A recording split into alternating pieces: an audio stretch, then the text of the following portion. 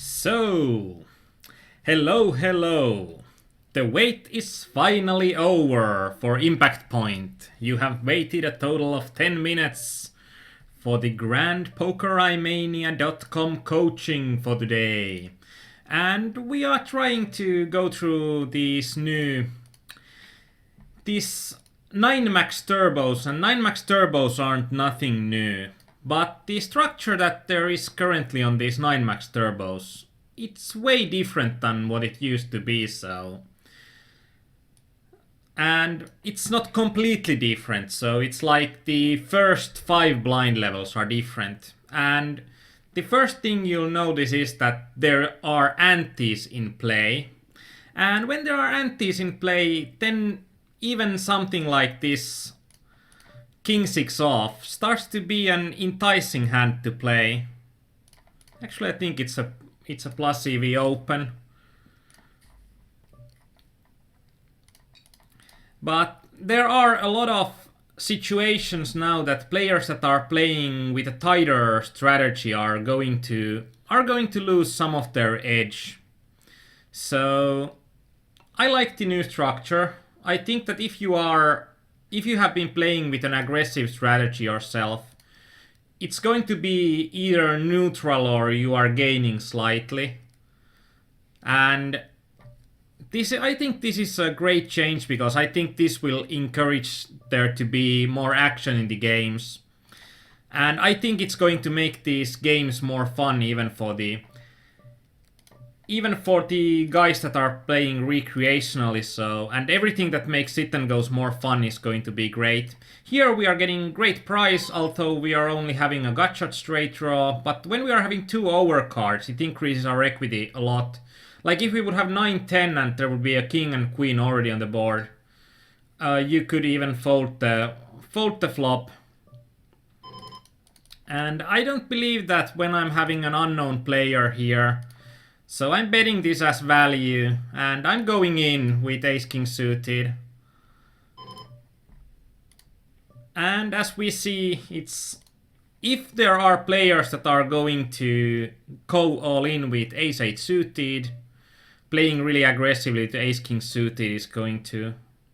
And in here, even though we have 2 pair on the bottom right table, I don't see a value in betting here because there's also 4 to a flush on the table. So even though our absolute hand strength, the 2 pairs, is kinda good, the problem in this hand is that even though our absolute hand strength is quite good, our relative hand strength, it's really bad because there are so many players when the play is still 4-handed that there are so many better hands than our 2 pairs.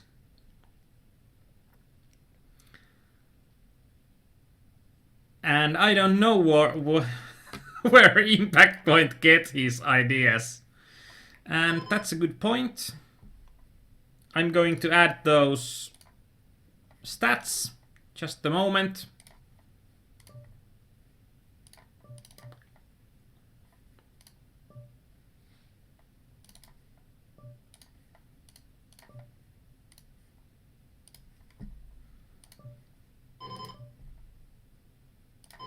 It's going to be a bit of a struggle as I'm having 6 tables right now, but we'll see. And in the structure, these antes, when they are starting straight from the first hands on, it's going to be, these antes are going to be really important. Because when they're starting from the first hand on, we are having 9 players paying these antes, and as you can see in these games, like there's 24 chips in antes, and for a game with 9 players, there's 27 chips in antes, and the big blind and small blind combined is 30 chips. So if we are looking at this game by the tournament adjusted big blinds, these games used to start with 75 tournament adjusted big blinds, and now these games start with about 40 tournament adjusted big blinds. So I think that it's going to make these games a bit quicker, and That's going to be a one thing that decreases your edge, but I think adding more aggression will compensate for that.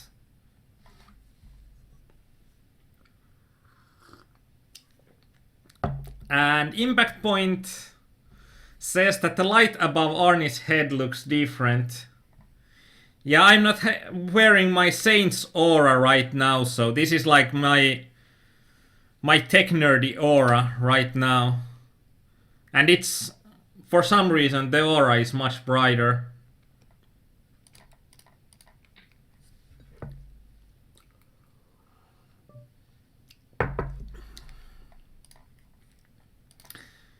And we have gotten a great start in these games as we doubled up at the top left, and on the top right also we have been grabbing some pots, and practically on every table we have been grabbing some pots. And it's interesting to see that I have marked a player at the $1.5 games as a reg. And I have almost 500 hands on him, so I think it's interesting. And good evening to Greece for Silverboy GR, good evening to Desafinado, good evening to Impact Point, and good evening to Kauris84. In here it's actually pretty nasty situation, as we'll see that it's only 30 chips more and we are requiring only something like 16%, but as we are not having position and our hand strength pretty much sucks, I'm going to fold six deuce off. I don't think that we can capture enough of the deuce six's equity without position.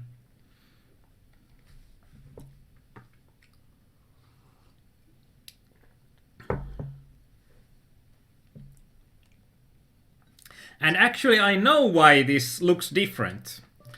Because of the new technical systems we have in place, I have now mirrored the webcam image. So now the light is only at the other side. And this makes it easier for me because now my left hand is where it should be. And then I can wave you with two different hands and I'm not outside the picture so easily. It's like the worst explanation ever, but that's something that I found out that makes some stuff more easier for me to grasp. And that's actually like, we had something like 15 viewers on the Finnish side viewing the new systems already on Friday. And I don't think that anybody noticed there that there have been any changes on what happens. So I think that's going to be like, whoa. Impact Point has pretty keen eyes. In here, I don't think that we are going to get better hands to fold, so just check behind and hopefully we are. And our opponent had a set and didn't get the best out of it. Didn't get all the value out of it that he could have gotten.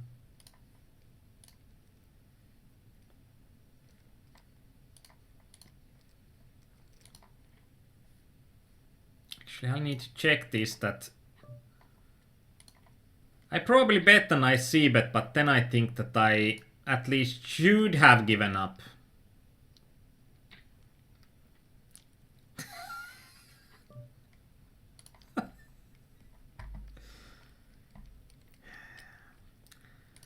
And Arnie looks younger. It's like, grow a beard, look younger. My favorite team is in the playoffs in the Finnish Hockey League, so it's a time to grow a beard.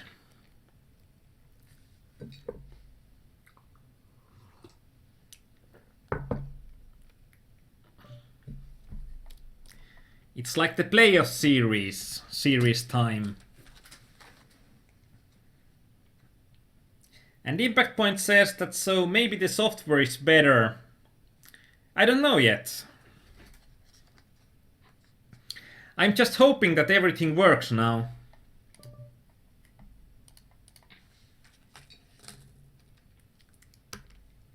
And Tranchendel, you are new, and did you just find the live stream chat? I think you did.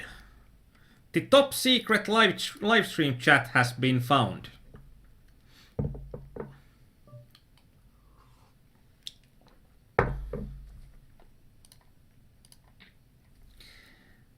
In here, actually, I don't like my c-bet in here.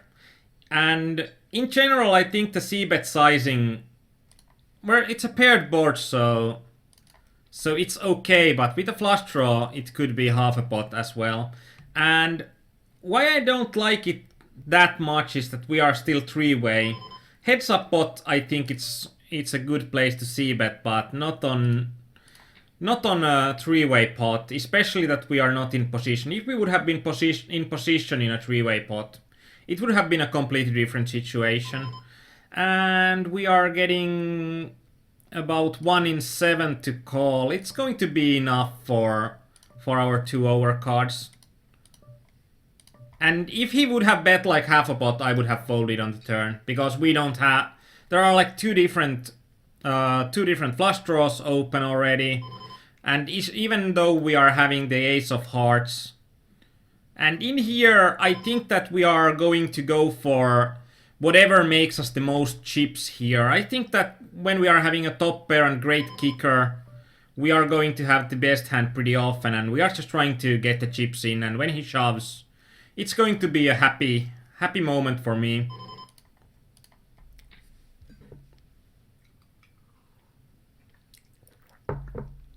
And I think Kauris has been recently seen the light in the sit and go world, so. And as these games have changed, I should actually ask the viewers that if you are playing these 9max turbos, have you seen a difference in ROIs that you are having from now and from the time before, when there weren't any antes at the start of these games?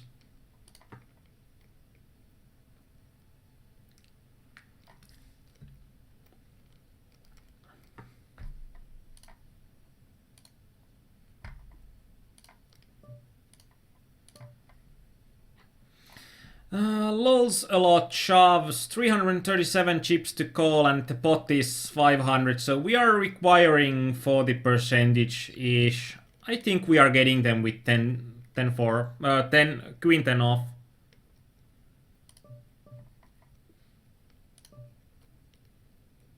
We seem to have a theme now tonight.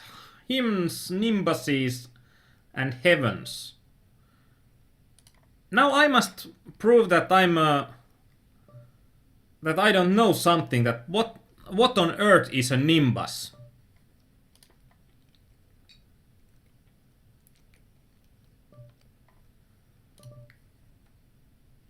And in here, I think that when a tight reg 3-bets me from in a position of small blind versus big blind, even though we are having one of the better hands to raise here, I'm just giving him the credit and letting him have the pot. We would require about 30% equity there, and I think that these guys are going to be so tight in opening, so. We are having a kind of a combo draw here on the top right. And it's not about that I'm betting about the strength of my combo draw, but the board is going to be as drawy as the board can be.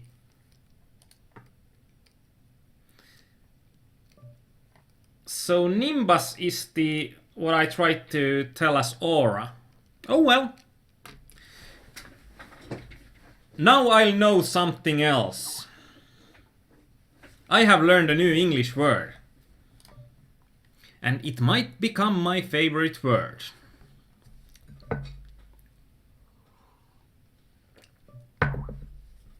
And Kauris, Nimbus, Harry Potter's broom. I think that's pretty correct. And in here, this is one of those examples that there are like 202 chips in the pot. We are having position, so this is a position that I see players fold a lot of hands, and I don't think that when an opponent min raises from the small blind, that I don't think that we can fold much here. And when we are hitting the flush, then it becomes a game of how do we get the most money in, and I don't know. And Kauris says it's Nimbus 2000. I was thought it was Nimbus 3000, but I'll take it. And in this $1.5 turbo, I'm going for a larger sized value bet. And why I'm going for a larger sized value bet is that this board is a type that with only a jack or a 6, our opponent can have a straight. And I don't believe that there are too many... I don't think that when our opponent has min-raised us pre-flop that there are too many flushes there. But there are tons of 2-pair straight hands, so I'm going for a bigger value, and actually we got screwed pretty much there, and if I would have bet a bit smaller on the river, then we would have an option to still fold, but I don't think that going for a... I don't think that it would be optimal to go for a raise fold there.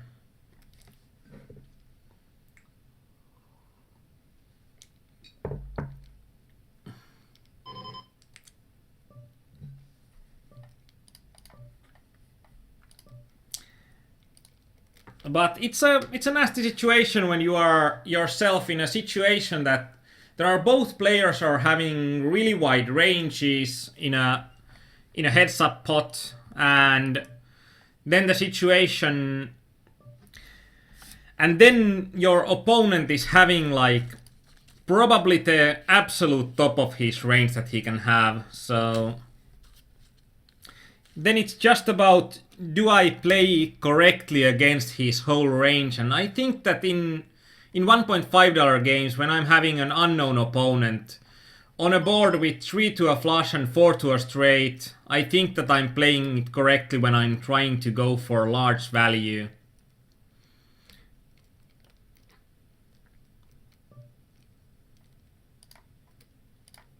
And in here, when we are having one limper and we are having 10 big blinds, this is one of those situations that's really different also. Also in an ante game, as we can see that we are having, in an ante game, we are having just 6.3 ante adjusted big blinds, but 11 real big blinds. So we are effectively way shallower than we would be in another game. So that's what makes us even more likely to shove. And against Harry here, the only thing that we could be afraid of would be sets, and there are not a lot of sets in our opponent's range. And we were quite lucky that our opponent had a weaker hand, and he had a combo draw, but going for broke on the river with ace-8, that's something that I must say that I don't like that much. Yu has played a ton of hands. And this is a really nasty situation with ace-10 off.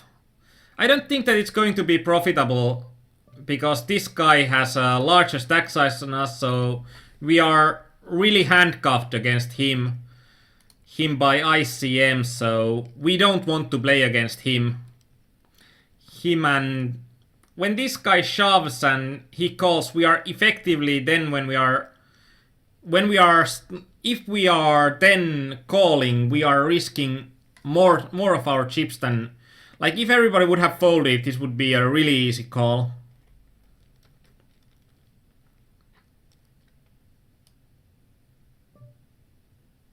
And impact point, that's what I'm thinking, and it's also with these antes, because the pots are going to be larger at the early game. I think there will be the side effect that on the mid game, the stack sizes when we are getting to the 100-200, there will be less players remaining and the effective stack sizes are going to be better. So it's going to be something that will increase the good player's edge even more.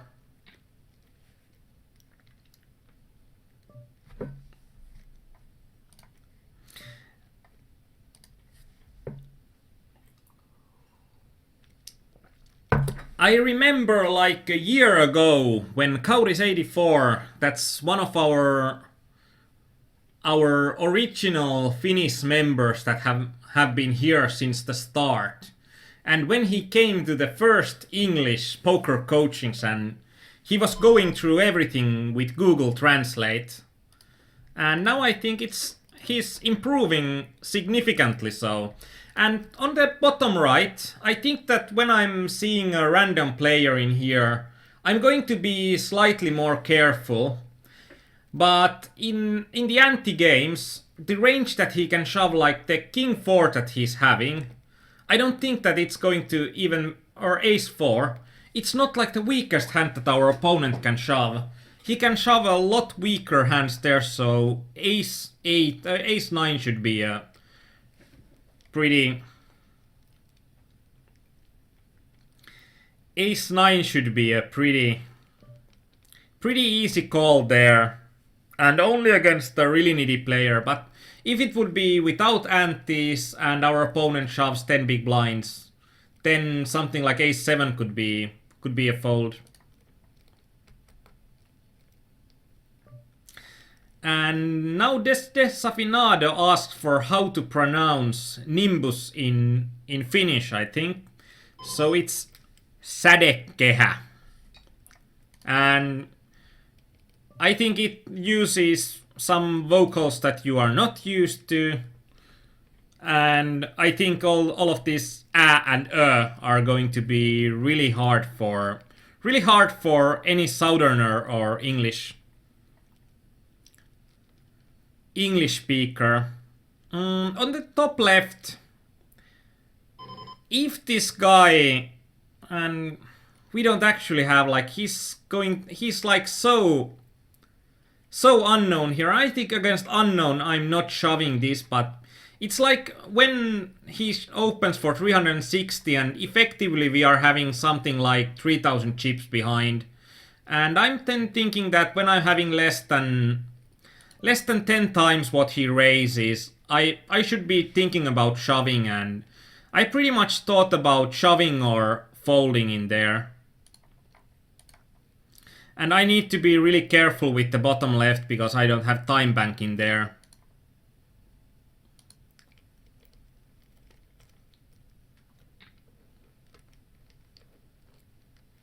But I think that we are going to see some deep runs in these games because we are having some really great stack sizes. And in here it depends on what kind of range his opponent opens, and I'm thinking that when I'm having an unknown opponent open from the button, I don't think that an unknown opponent would open often enough, even when it's six-handed. But if it would be regs, or if it would be an aggressive reg, I would go for it.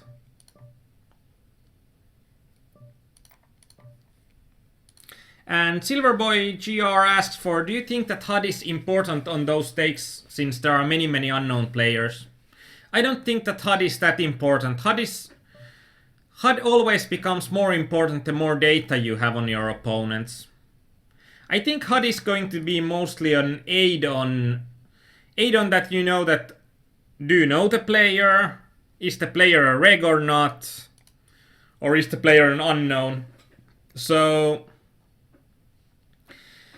I think HUD is useful in these games even though you are having just one game's worth of stats on most opponents. But it's not like, I don't think it's mandatory. I think you can do good profit even without using a HUD. But using a HUD is something that I think that it's going to be, if you can gain any advantage that doesn't require you do that much, I think that you should always try to gain that advantage, and HUD is something that's going to be an advantage for the players that are using the HUD. In here it was like limped pot. And when it was a limped pot, I'm thinking that our opponents are less likely having aces or any ace-x hands, so I'm thinking that our tens are going to be good more often, even when our opponent bets. And we saw a pocket fours, and actually pocket fours is a really good bet there, because he doesn't have that much showdown equity, so he turned his hand into a bluff, and I think that was a good line to take. So for me, having a HUD in these levels is, I think that I could be profitable in these games pretty easily without a HUD. But if I can be even more profitable by using every advantage I can, then of course I'm taking every advantage that's legal.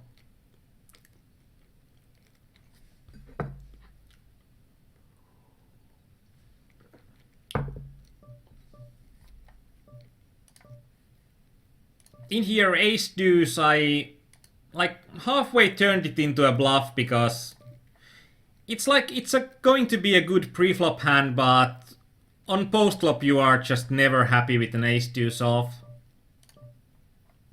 And when my opponent bets into me, I think that we are going to be beat pretty much always, so it's going to be an easy fold.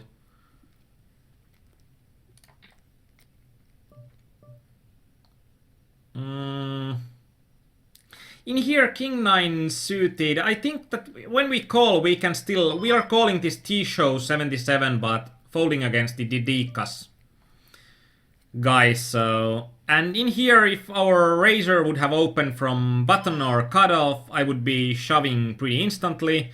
But when our opponent opens from the UTG, I think that his range is going to be too strong. And every time we are getting a situation that our opponent we are getting those situations that when we are just flat calling an opponent, I'm thinking that every time we are gaining a lot when we are getting a heads up pot, because there are so much dead money in the pot already. And this is a kind of an exploitative open here.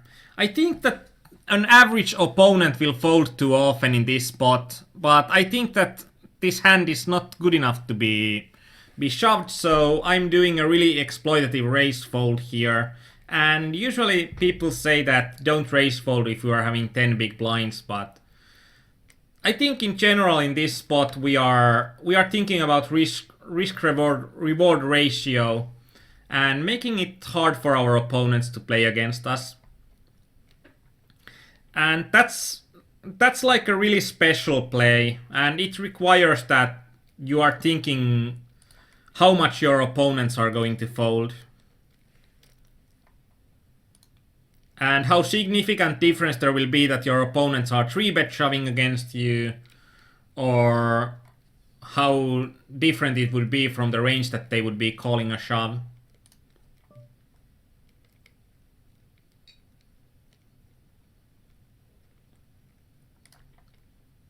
And Kauris84 asked that how much I can open for button. And that's an interesting and important question. I'm thinking right now that because of the antes, if you are getting an unopened button, I think you can open something like 60 or 70% of hands. So something like any suited queen would probably be a good open. With king queen off, we are not folding against neither of these guys. I'm just unsure if it's better to shove or raise call. And in here, I don't think that opening, because there are two large stacks here, I don't think that opening would be good if this would be a $30 game and we are against regs, because regs are going to make you suffer in these spots that if they shove, I pretty much need to fold everything else except the absolute top part of my range. So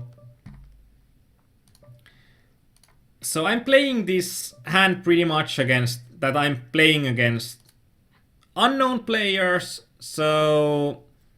And I'm thinking about second barreling there, but when my opponent calls and calls the flop, I think that it's too likely that he's having an ace.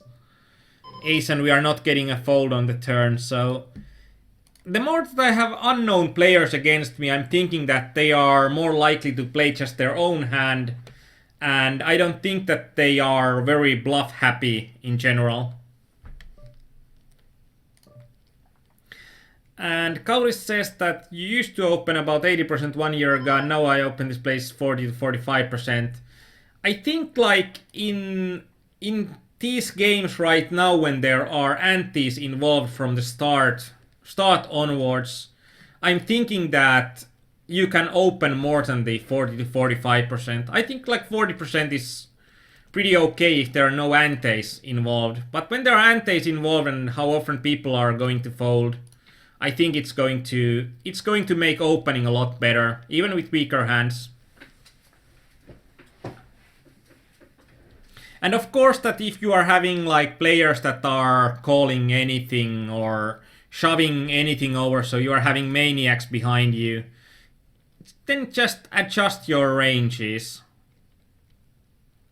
10-9 off against the chip leader. I don't actually like that much.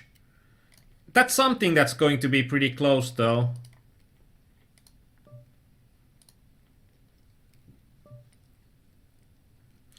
And now it's going to be like we are in a folding war pretty much. And this is like the nasty stuff in... This is like the nasty stuff in the 9-max turbos.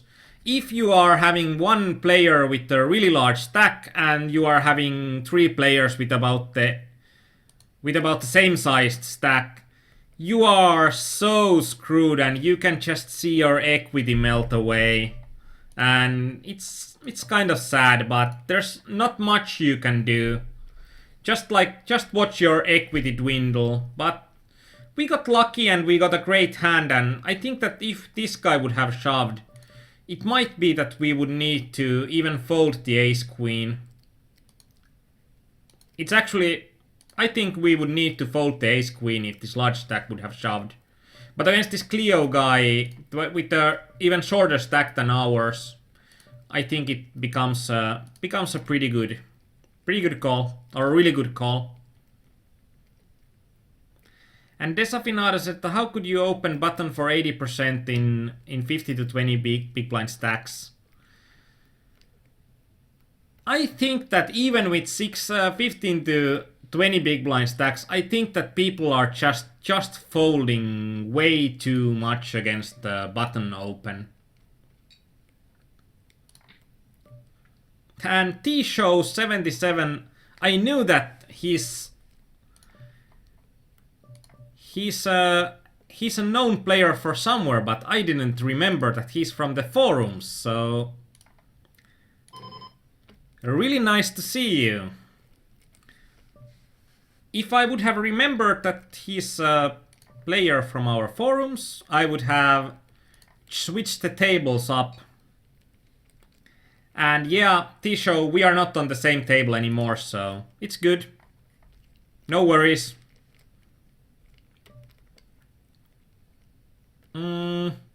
And this is one of those spots that in the micros, I don't think that even when our opponent, when he opens, he would need to fold like everything except pocket queens or better if we shove here. But I don't think that our opponent knows it, so... I'm thinking that he's having a good hand, and I don't think that our opponent knows the ICM situation well enough in that spot. And T-Show, yeah, no problems. I believe you, and there wasn't like any spots that would be even close that I would need to check those. So, and usually it's like, yeah, I could have here something like 5-minute delay that I think that some players are having with the streams. But if we are having like 5-minute delay, it takes off a lot of interactivity. And usually I just do it that I'm playing pretty low stakes, So you can pretty much get the same concepts across even when you are playing low stakes or mid stakes than you would at higher stakes, but then there's just less room for exploitation. And this is something nice, that we are having a player against us that with a 30 big blind stack size on the heads up, and this is going to be sweet. And the general heads up strategy will pretty much be that. Now I'm thinking that with ace queen, when we are having the largest stack, what's going to be the optimal way, and I think min raising here is going to be optimal in getting money in.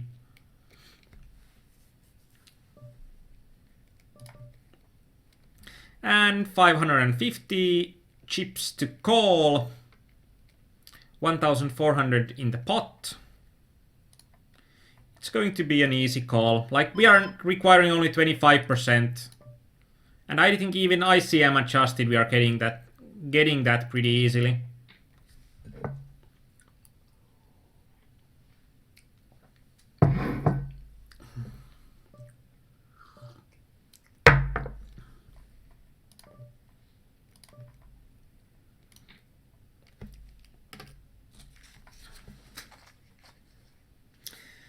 And I don't know what it tells, but now I'm just trying to wonder, did I say something nasty about this show? But I don't think so. I normally try to be pretty informative in my chats instead of being nasty. I think actually this would have been better to open a raise to 900 when our opponent limps, and I would raise limpers with a pretty wide range, but in this situation that our opponent shoves and we are absolutely on top of our range, it becomes an easy call. But I would have this is actually a pretty good strategy against me, because I would be opening a lot there. So that's one win today. And now Tisho says that he'll check later. Yeah, you'll always have to check. So now we are getting at least one view on YouTube later on when it gets there.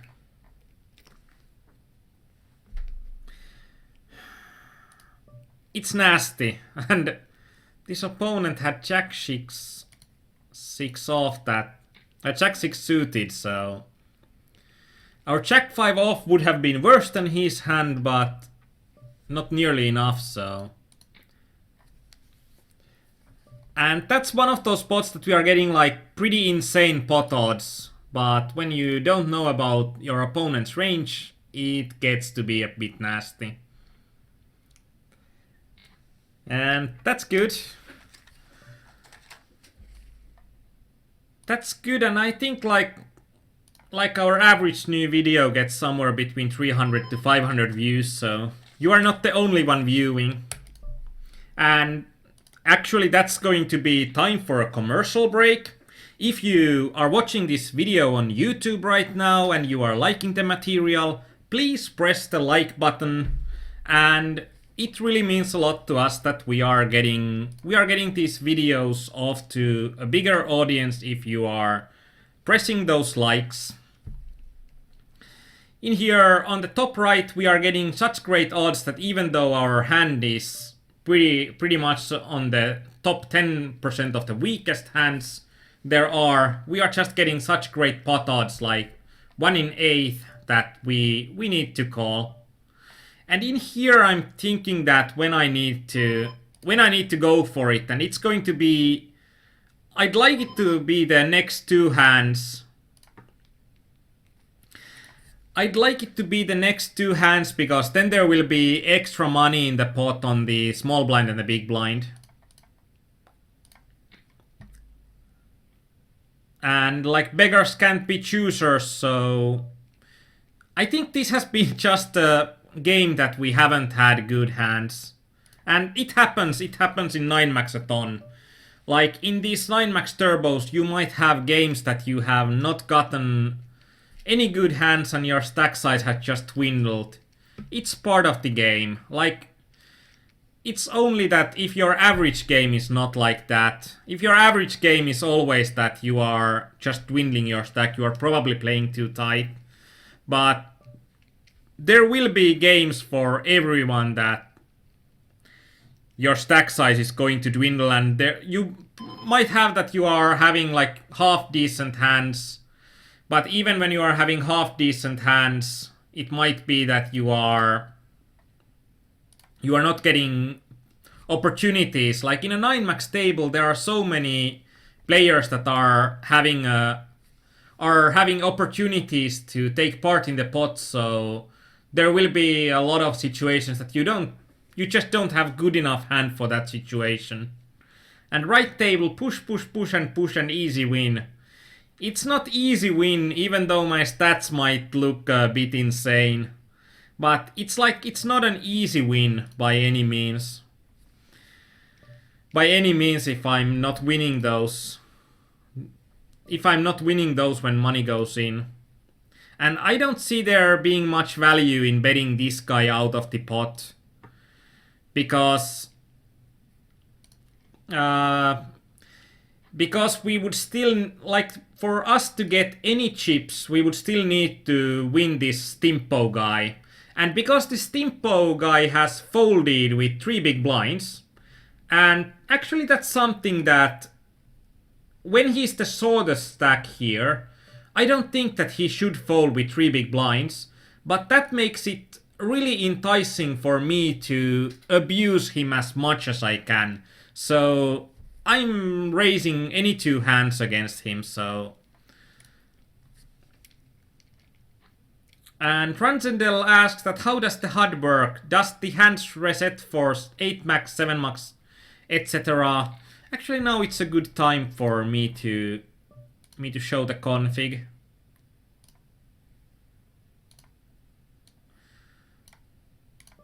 And because I'm having some time, right now on my HUD session, from 7 to 10 players, I'm having the same situation. From 5 to 6 players, I'm having the same stats. And from 3 to 4 players, I'm having the same stats. And from 2 to 3 players. And it always tries to match the topmost rule first. So if you want to have overlap between your stats, you should always have the first stat you want matched first in here.